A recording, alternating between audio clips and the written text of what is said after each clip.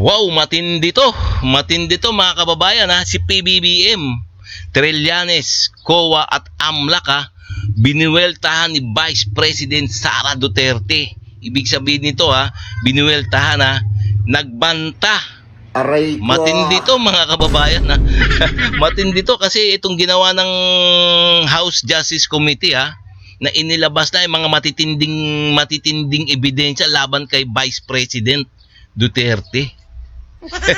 So mga kababayan ha, sama-sama natin panoorin to ha at bigyan ng reaction ha. Ito yung matinding balita ngayon, malupit na balita ngayon tungkol sa impeachment trial ni BP. Nalalapit na impeachment trial ni BP Sara Duterte. Ngayon, kung bago pa lang sa aking channel, please ha, huwag nyo muna kalimutan mag-like and subscribe na lang muna sa ating YouTube channel bago tayo mag-umpisa.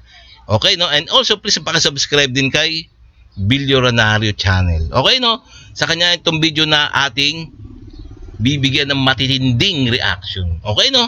Please, ha? Pakisa-like and subscribe na lang muna sa ating YouTube channel. Okay, no? Umpisa na natin. Ang detalye sa agenda report ni Ched Gatchalian, nag-uulat ang live mula sa Makati City. So, Ched, ano na ang mga sinabi ni VP Sara?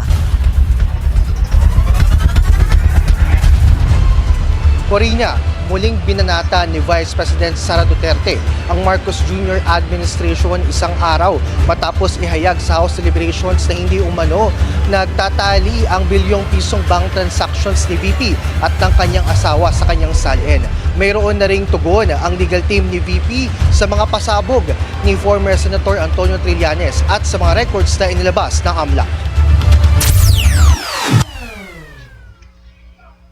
Sa isang pahayag, sinabi ng bise na habang lumalala ang umano'y pang-abuso ng administrasyon sa mga institusyon ng bansa para sa politika, mas nahalata raw. Ops, teka, no?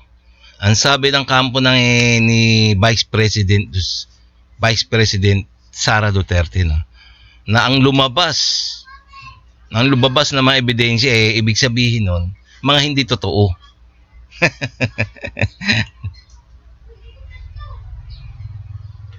Natakot itong managot. Si PBBM din daw ang sumusuporta kay former Senator Antonio Trillanes IV na anyay wala pa ring pinagbago ang naratibo. Tinawag din ni VP Sara na low bender ang Kamara na tumatanggap umano ng mali-maletang pera at lumalagpas sa limitasyon ng constitutional powers nito. Hindi rin nakaligtas ang Commission on Audit at ang AMLAC sa buwelta ng bise. Simple lang daw ang sagot ni Duterte sa lahat ng alegasyon, malinis sa kanyang service record at wala raw siya naging kaso ng korupsyon. Ang mensahe ni VP sa publiko, huwag umanong magpalinlang sa ingay ng impeachment habang wala pa ring sagot sa flood control controversy.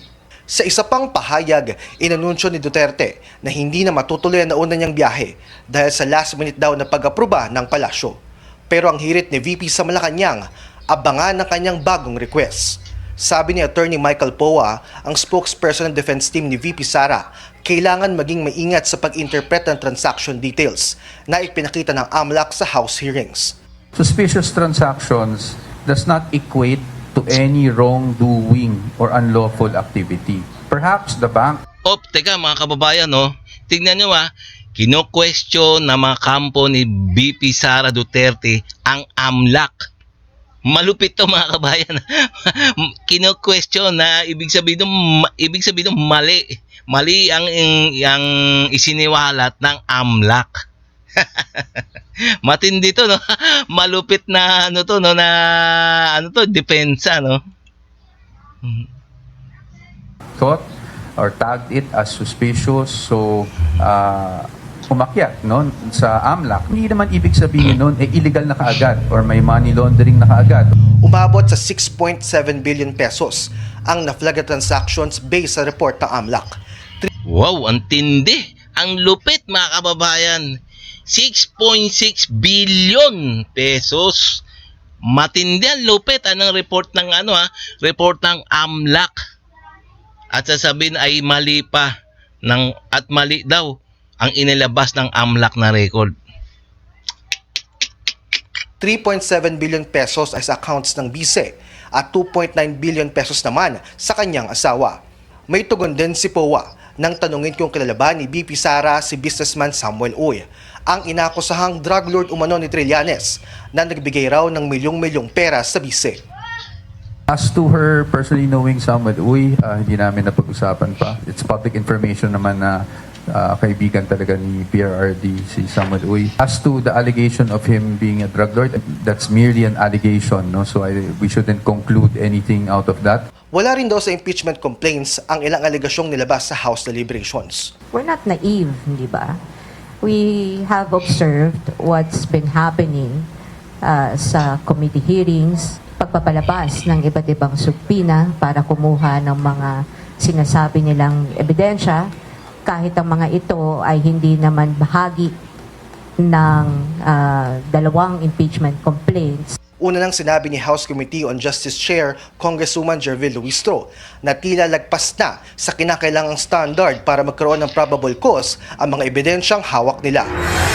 Wow, matindi talaga. Lagpas na raw. Lagpas na ang mga ebidensya na dapat na talagang iakyat na sa impeachment trial sa Senado. Sabi ng Justice Committee na si Luistro, matindi to, malupit.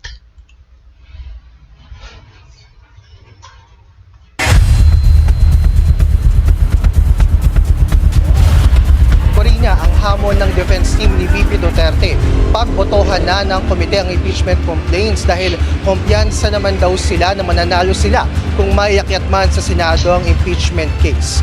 Sabi pa ng defense team, we are not here to lose. Corina? So Ched, wala pa ba ang mga halimbawa pleadings, manifestation o yung mga counter-arguments ang depensa as of now laban sa mga akusasyon sa bise?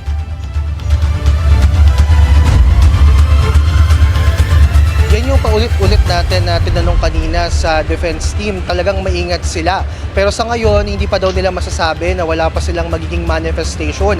Waiting game pa sila sa developments ng mangyayari sa mga House hearings. Pero nila, lumalarga na rin yung petition naman nila sa Supreme Court na kung may question sa nature ng proceedings ng House na una nilang tinawag na mini trial. Corina? So ito ay sa Senate trial pa talaga kung sakali. Doon sigurado ilalabas nila yan.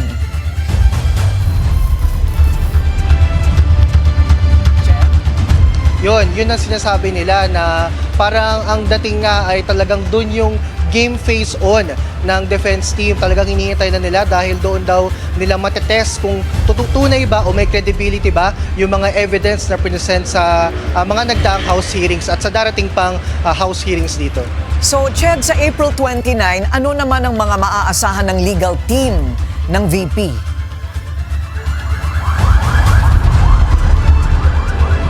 Sa April 29, sinasabi na pag-uusapan yung di umano'y grave threats kay Pangulong Bongbong Marcos, kay First Lady Liza Marcos at kay former House Speaker Martin Romualdez. Pero in terms of expectations, sabi sa atin ng defense team, wala pa silang gaanong maasahan dahil may mga surprise na mga evidence, na mga alegasyon na lumalabas dito sa mga House hearings. Pero ano man daw yung lumabas, handa silang sagutin ito.